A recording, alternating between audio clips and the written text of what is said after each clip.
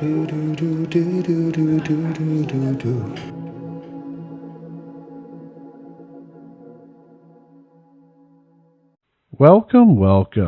to the Red Bean Podcast, New Orleans edition.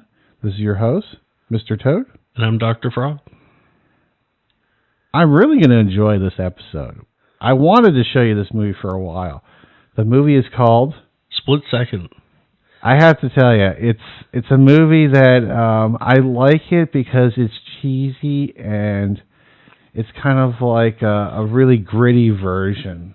I would say top movie. I would say it's very self-aware, but it certainly lasted longer than a Split Second. But I enjoyed it. It took a lot of elements from Blade Runner and influence from Terminator and maybe even Alien, with the way they built up the horror of the murder. It's set up similar to Blade Runner, kind of like a murder mystery. I like it because it just seemed like a movie that. I always like characters who are kind of like the lost cause. The anti-hero. The anti-hero. This movie played up to that really well. And the reason it put up with it really well is because we have a character called Harley Stone. How would you describe Stone? I know we keep saying Stone over and over again. Well, I would describe him as a Deckard wannabe. He's the jaded cop that's looking for the killer, smoking too many stogies. I saw him sneak a few cigarettes in there as well. Yeah, he was like throwing back chocolate, and drinking coffee, breaking all the rules. It was kind of interesting because it was set in London, but it was definitely an American accent that I heard. What I like about it was also there's parts with Stone would like fight other police officers, and he would shake them, and he'd shake people, point the gun in their face, and he's like, "Oh man, Stone, you're out of control. Everyone thinks you're a psychopath. You're out of control, Stone." And here's a few more cigars. We're taking the gun away for 5 minutes. This is our last warning. I just remember, I was looking at you like, Stone's going to have to do some firearm safety training, No, exactly, yeah. They're going to have to bump him down to the rookie patrol. So we're not allowed to give you a gun anymore. You're the best. We had to call you in for the... I love how his boss is like, this guy has been fired for every job you went to. No, I mean, I started to think, I actually thought for a minute, even though I knew it was made, in the early 90s? When did it come out? 1992 it was. Really, 92. Yeah, which is the same year Die Hard, I think, came out. 92. And I think that I'm only saying that because I guess they're both police films, but it was early enough that there weren't really psychological twists like the M. Night Shyamalan kind of twists, but I was already thinking of things like Shutter Island or Sixth Sense, where it's maybe Stone is crazy, or 12 Monkeys, right? That Gilliam film from the late 80s. Maybe Stone is crazy this whole time because there's a sort of unreliable narrator. He has these flashbacks. He doesn't quite know what's going on. He's kind of a confused detective throughout the movie. What do you think about his partner, Decker? I don't think Deckard was his partner, wasn't it? I think it was like a forceful, hey, Stone, we're going to keep you on the force. Wasn't Buster his partner? I think Buster was the guy who got abducted in the movie. He was Buster. He was the old partner. He was the old partner that got sucked in the hole. Deckard was the current one? He's the current one, yeah. The guy with the glasses. The guy with the glasses, I have to tell you, Decker. He's kind of comic relief. I mean, he played the straight man. So in Abbott and Costello, for example, there's usually one of them that acts up and the other that's kind of the relatable, steady person that you're supposed to kind of see the absurdity of the other's actions through. So I think that's what the partner did. You could see how crazy Stone was by comparing him to the... But here's the thing that made this movie sidekick the most interesting, at least in my opinion. The explosions. I love the explosion, but here's the part. Remember the part where it's like, and we're just going to go in spoiler territory. This is like... we're just doing if you want to see it, go and see it. Yeah, go ahead and see it. We're already saying you should watch it. We haven't given our final score on it, but we will towards the end of this episode. But one of the things, back to the movie, that I really liked is how Stone and Decker eventually he becomes convinced about Stone. Like he's like, "Hey man, I've seen everything Stone says. Crazy, but then everything that he's crazy seems to be happening because it's kind of a crazy setting, isn't it? Yeah, like he comes to realize, like, wait a second, everybody, Stone isn't crazy. All of this is actually happening.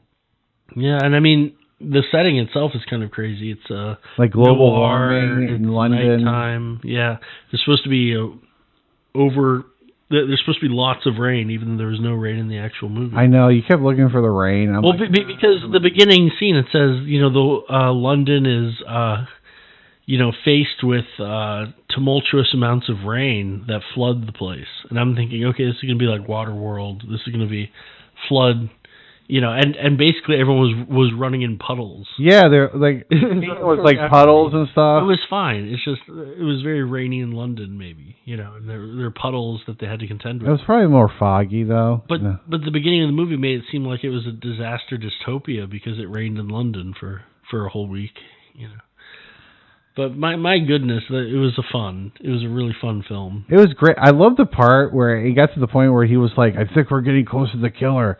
And then the guy's like, his partner, Decker, he's like, yes, we need more guns. We need more power. Oh, the British police saying, how many guns do you own? With an American accent. Oh, I own a shotgun. I own this. And, well, do you own a grenade launcher? I couldn't get the permit in England, There's some stuff where I was like... I love it. It was ridiculous. The dialogue. It's crazy, but it's kind of believable in its own sort of strange way. Yeah, I mean, you wouldn't want people walking around with grenade launchers, I suppose. But I do love the part where the armor is like showing him all these guns, awesome. And he's like, no, oh, you can't take this gun. This is an automatic shotgun. It's 600 rounds a minute or something. I know, it was just some crazy stuff. It honestly looked like a Gatling gun. It kind of does. I mean, actually, we're kind of looking at a photo. To be honest, I didn't. When they were running around the streets carrying that thing, holding it like Vulcan Raven from Metal Gear Solid, this giant Gatling gun kind of thing, which is supposed to be a shotgun. When they were jogging around the streets of London and that, trying to pretend to rush from place to place. To me, I had struggled to suspend my disbelief. What did you think of the killer? The killer was confusing. It's so bizarre. To be a maniac killer, except when it was around major characters. Yeah. And then it seemed to slow down its brutality. It's like, oh man, Stone's nearby. I have to cool it down. Yeah. But I like the psychological, like, throwing the stuff around us. It was the most dangerous when it was off the screen. Yeah. When it was slashing around. And I like the part in the beginning of the film where he's at this weird bar, kind of, what I was talking about. It was a strip club. A nightclub. But this good lady's like, oh, I want you to, like, keep an eye out for me. And he's like, yeah, whatever. He's, like, looking around. He's like, to be fair, she was like, don't sneak a peek. And he's like, yeah, whatever. He's like, he doesn't care. He's like, I'm Stone. I don't care. But he doesn't pay that much attention. Yeah, he's kind of doing his own thing, which I like that. I like that this idea that he's just kind of a loose cannon on the team.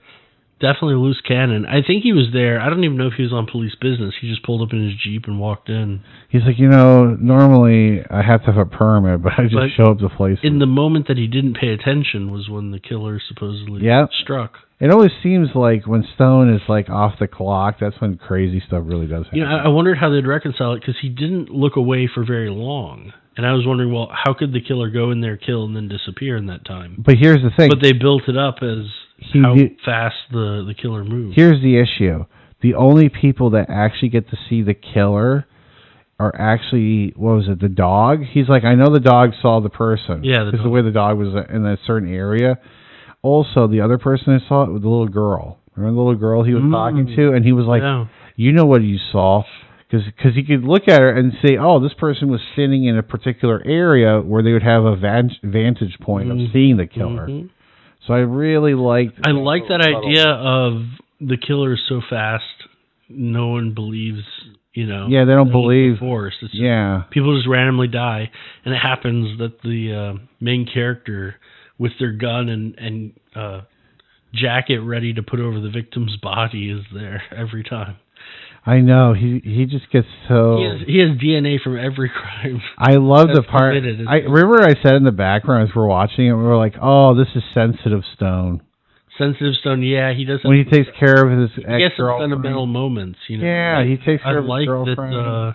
I felt like the actors had some control over their character. Yeah, and they didn't want to just be, you know, hard every, you know, moment. You know, this kind of stoic figure. Instead, he had some vulnerability. I liked it that he spoke to his partner, trying to reassure him, like, "Hey, man, I'm listening to everything you're saying. Yeah, you talk like I do now." And then the chief gets angry. Do you love the chief? No, but Michelle, the partner, though, she had this Uma Thurman Pulp Fiction haircut that I thought did a disservice to the style. It seemed to be industrial, futuristic.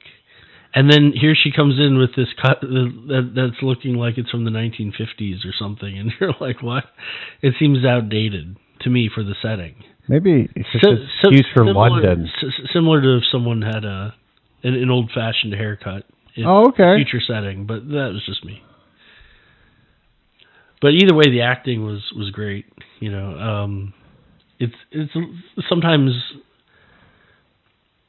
you know, pauses and silence are used to supplement or, you know, substitute are used as a substitute for acting inappropriately. But in this dystopia, I think the use of silence and showing, not telling, with the cinematography was great. There were so many great there's so many great shots with fire. Man, the crime scene photos were the craziest. The crime where you walk in there and you see the camera. The camera work was great. And it's turning around him while he's walking to the bathroom. One of them, yeah, so the bathroom one, before he walks in the bathroom, the camera actually moves up into the ceiling. So you get this above, and it actually reminds me of the first Silent Hill video game, where when you're walking down that alley, the camera kind of turns and goes above the character. It's a really interesting technique, and I could see that influence in there, and I just thought it was very impressive. The main character, of course, played Batty from Nexus 6 and Blade Runner, so it was interesting seeing the Tears in the Rain actor be the main character, Deckard Light, in split second. But it was great seeing familiar faces on the screen. I like that he was like walking around with like the leather pants. He's smoking the cigar. Oh yeah, he's eating the chocolate. He's like, I don't care. Yeah, he has this I don't care, loose cannon, like you said. But at the same time, he can also be sensitive Stone, which I kind of like. Sensitive Stone, yeah. I call him Sensitive Stone because he's like sitting there talking to the girl. He's like, it's okay, baby. They'll be fine. I know. There's a psycho killer out there tearing people's chests open, tearing their hearts out. But we're here to help you out because this is Sensitive Stone. But then he's Revenge Stone. Revenge Stone, yeah. I like Revenge our hearts Stone. Out, we'll take your heart out. He's like, I'll take your heart. I'll take, I don't care. He didn't take a bite, though. That's what the other one did. See, he didn't go full retribution. You take a bite out of my friend's heart. He's like, I think Stone is more of like, I'm not the guy that bites, the bite out of crime. I'm more like I'll shoot a hole through crime. Leave a giant blood, everywhere. There'll be a giant explosion with no CG effects, only. I know that styrofoam that exploded. Styrofoam, yeah. It was like sparkling everywhere. They pass off styrofoam as concrete exploding. I love it. They're like, we got to look like it's blowing up concrete. Well, it reminds me of the mini model uses in Blade Runner. They would have whole shots of cityscapes, and it would just be small model houses that they would zoom in on. But yeah, you could tell that there was that kind of attention to detail in this movie. I like the idea of the world building, and this is the thing that I really like about Stone is the way he would fight the other cops at the police station. Yeah, it was so great. Very passive aggressive. There was always a. I love the part where you won't get away with it this time, Stone. I know. I like Stone. You went too far this time. the amount of people who grab the gun out of his hand, only to give it back to him. I know. Isn't it great? Why are you giving it back to? Stone is the only guy that I know that keeps getting sent to the psych ward. He keeps getting get out. He's the only police officer who looks around, gets paranoid, and fires the gun in the air. And they take the gun away, and then they're just like, "Don't do that, Stone." And don't do it, Stone. And they give the gun here back you to go. him. And by the way, you get a rocket launcher, man. If we could. You just have to walk in and be confident enough to know what you're getting. It's so crazy. I love how Stone is just kind of like that arsenal. I mean, it'd make James Bond jealous.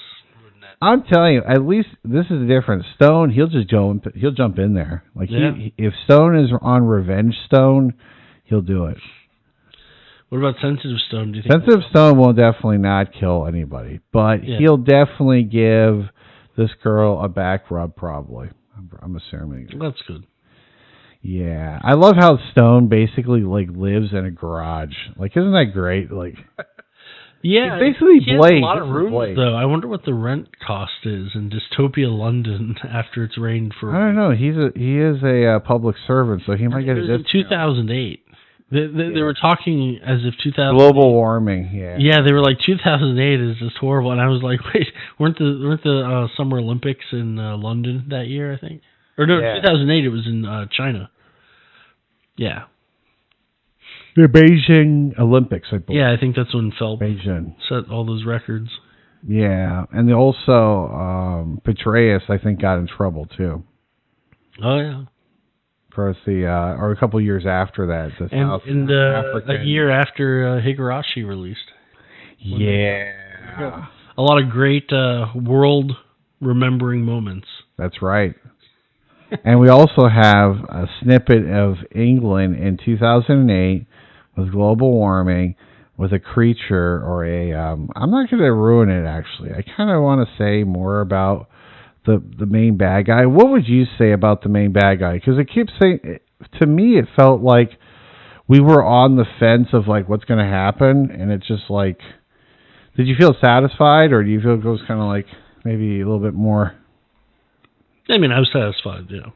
I think it ended the only way it could. So. Yeah, and one of the things I do like about this film is that short and sweet. It's a short, sweet, direct movie. They have enough cheesiness in there to kind of have it fun. Enough humor. But there's some dark stuff that happens in it too, you know? Yeah. People do get their chests split open. This does happen. There's a lot of that 80s kind of horror, even though it's in 92. So if you're used to things like John Carpenter's The Thing from, I think, 86. If you can handle that, you can definitely handle Split Second, for sure. Yeah, if you can handle a little bit of body horror. Yeah. So out of the score, 1 out of 10. 1 being, it's not that great. 10 being really good. What would you put Split Second? Well, I really enjoyed it. There are some camp qualities that I appreciate. It's certainly up my alley in terms of genre. I'm giving it a solid, very, very solid 8.5. Excellent. I'm probably going to put this down as an 8. Yeah. The reason I don't give it a higher score is I kind of feel like they could have done more development on the killer. But man, there were so many good scenes. They worked with what they were working with. If it wasn't as campy, I would give it an 8. But because they were self-aware, because they knew that they were nodding to all these other films, I think. I loved it because they're at that point, there's like, towards the end, it's like Decker was corrupted by Stone. And yeah. Because it's funny. You tell the British... The chief was so mad. Remember how the chief was so angry at him? He was smoking stogies by the end. Yeah, he's like smoking stogies with the rookie was corrupted by the I was like, hey, I hired you to keep an eye on Stone. Now you're like Stone. What's going on? You even sound like him. That was great. Yeah. Oh, that's great. And he was so angry. He's like, I can't believe I'm going to put an APB on Speaking of police not following orders in 1992, it makes me want to rewatch Die Hard or something. I know. We were talking about that a little bit. We definitely have to watch it, and then we're going to have to make some commentary about it. Yeah, it's always a good one. That's always a good one. Actually, in many ways, they consider that movie a Christmas movie. It is a Christmas movie. It's actually a New Year's movie. Oh, it's a New Year's movie. Yeah, they're there for a New Year's party, I think. Or is it a Christmas party? I think it's a Christmas party. They called it Christmas. Oh, you're movie. right, because at the very end, because their Christmas tree was in the movie. limo driver at the very end says, "If this is what Christmas is like, I gotta come back for New Year's." That was actually, I think, that was the last line of the movie, is the limo driver saying that. But I'm not sure, because they overlaid it with music before running the credits. But yeah, no, I mean, at TBS, if you've ever watched the censored versions on public TV, the MF words turn into melon farmer and mother falcon. Wow, it sounds like mother fig. Yeah, mother fig. Yeah, a mother fig. Yippee-ki-yay melon farmer is, I think, in the second Die Hard, and then man, Yippee-ki-yay mother falcon is mother falcon. Yeah, or marbles and marbles. Well, no, but these are just the TV. I know. I'm trying to figure out different ways. TBS edit. TBS, yeah, like, hey, we can't really say what we really want to say. Sure, but we all know. We all know what Bruce Willis really meant. We know it's inside Bruce Willis's heart. The other thing I will say back to Split Second was I do like how Stone would interact with the woman, like his kind of ex-girlfriend, kind of friend. They kind of left it open. I think they didn't want to spend a lot of time on it. I think they were just like, hey, it's the girl that's kind of interested in him, and they're friends, but at the same time, it's not that way. Oh, did you like that part? We both enjoyed it. The scene where he gets to his apartment, he's like pointing the gun, he's waving it around. He's like, oh, wait a second, I hear the shower. And he goes in, no, he turns off his motorcycle. Then he's like, oh, wait a second, there's a shower or something. And he walks in. He opens the thing, and his girl's in there taking a shower. Yeah. He thought the baddie was in there. The bad guy. Did you love that he just she slaps him in the face? Well, I feel like in the 80s and 90s, maybe this is more common in relationships that, your partner would just point guns at you in the shower. We mentioned it reminded us of that Alfred Hitchcock scene. Yeah, Psycho. But, I don't know. Maybe people were just used to psycho partners back then that were firing guns in the air all the time, and I love it because he's paranoid. He's standing there frozen, like, oh man, I'm watching her, and oh geez, she doesn't have her, But I love the idea. Which, by the way, this is I don't know if I think this is a rated R movie or something. Yeah, so this is definitely not a movie for the kids. For the kids, yeah, definitely not a movie for the kids. They do show some nudity. They have nudity, and they also show people with their chest split open. They do.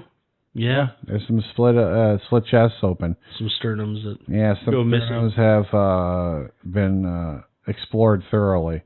But what I would say about this film overall is that if you're looking for like a fun action, kind of slap it together kind of thing, but if you really like that 90s like Naked Gun kind of humor, a little bit, very much. This is way up here. Some Naked Gun, some airplane. Yeah, it's very self-aware, is what I would say. It has like a little bit of exaggeration. It knows the audience it's aiming for. It knows the genre it's participating in. It's like, hey guys, we're just goofing around. Enjoy it. Enjoy the film. Honestly, it looked like, when they were filming, it looked like they just had 10 people having fun on set. Yeah. So overall, I'm giving it an 8 out of 10. 8.5. This is our movie review or movie analysis of Split Second. Yes. And we're going to wrap up the show. We hope you get to check it out. As we're talking about it, we'll have some imagery thrown up on the video for you to check it out. If you could please like and subscribe and tell other people about our show, we'd really appreciate it. This is your host, Mr. Toad. And Dr. Frog. We'll talk to you guys later. Have a good one. Take care.